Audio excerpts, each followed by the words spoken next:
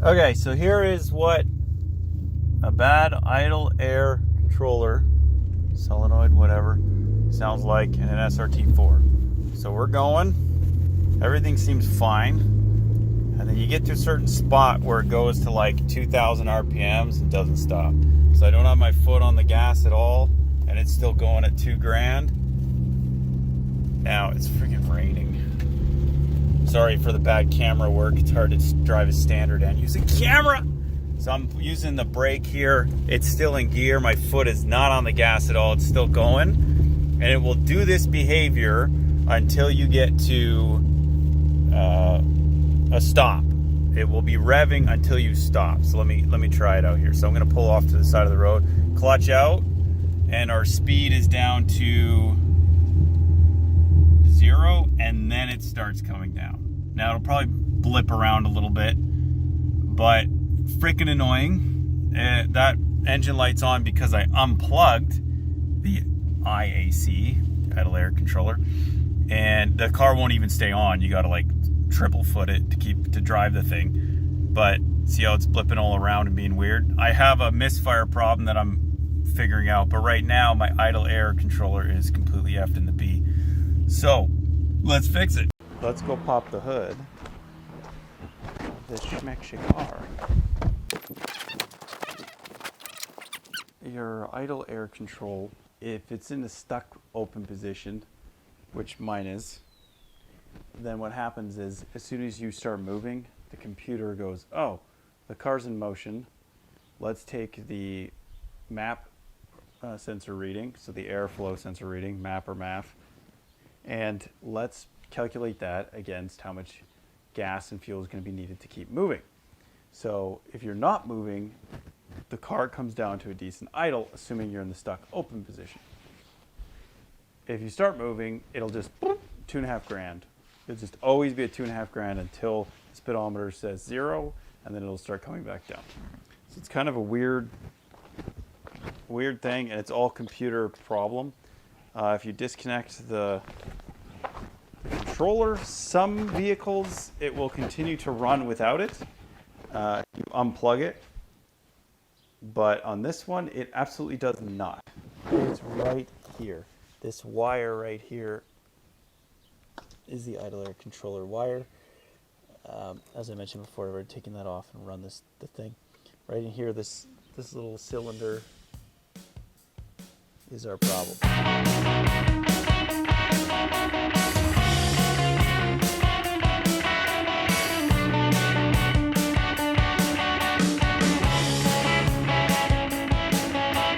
All right, there's the screw.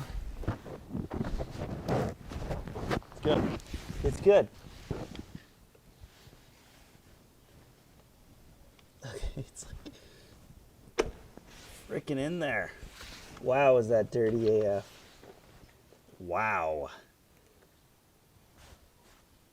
It smells like oil. That's not good. That sure looks like oil, doesn't it? So what we're gonna do, clean out this port.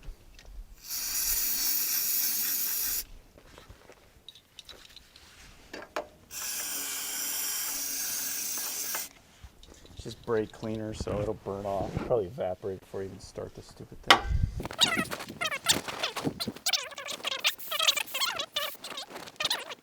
My plan here is to just get it running enough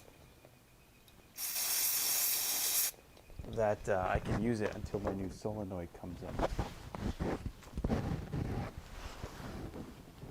Yeah, at all. It's a baby receiving blanket to receive it. So that O-ring seems to be fine. So apparently you can push the center, which I'm doing now. Apparently you can push the center. And it's pretty easy to push. So what it's doing is stopping air from getting from here to the inside here, right? Just with this, so see how it opens up a chamber? So there's just, it's gummed up apparently. or the inside, the actual electronic mechanical portion of it is completely fucked up. Which we can test. We can shove 2 rods in there at 12 volts and see if it presses back. So let's grab another can of cleaner. String bean. There is a lot of dirty coming out of the part. Yeah, there is. I wonder if I could have just gotten away with not ordering a new one, but the last time I assumed that, I ended up screwing myself over. They're not cheap. These are like $100 in non-America.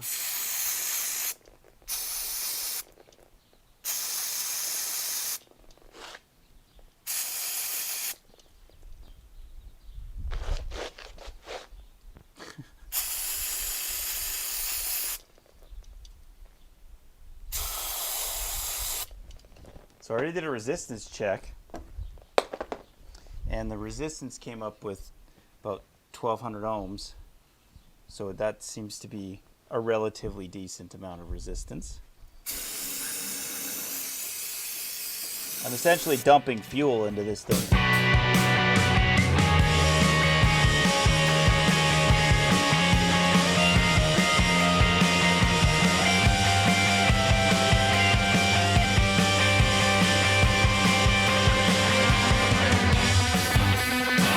Okay, that's pretty tight there. Ugh, let's see.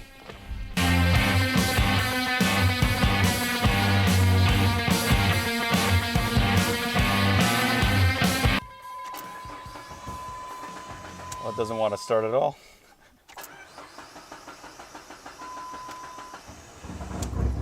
It's probably from all that carb cleaner.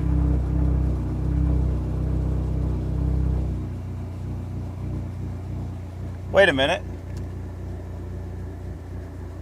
No, it's still misfiring. There we go.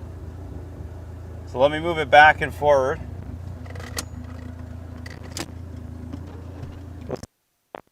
$2,000.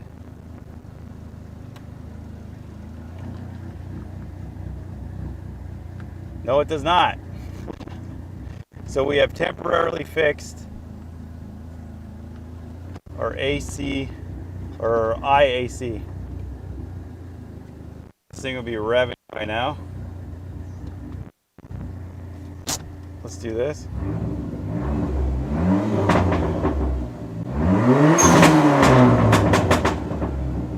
A little two-step. Oh, high idle, coming down slow, coming down slow.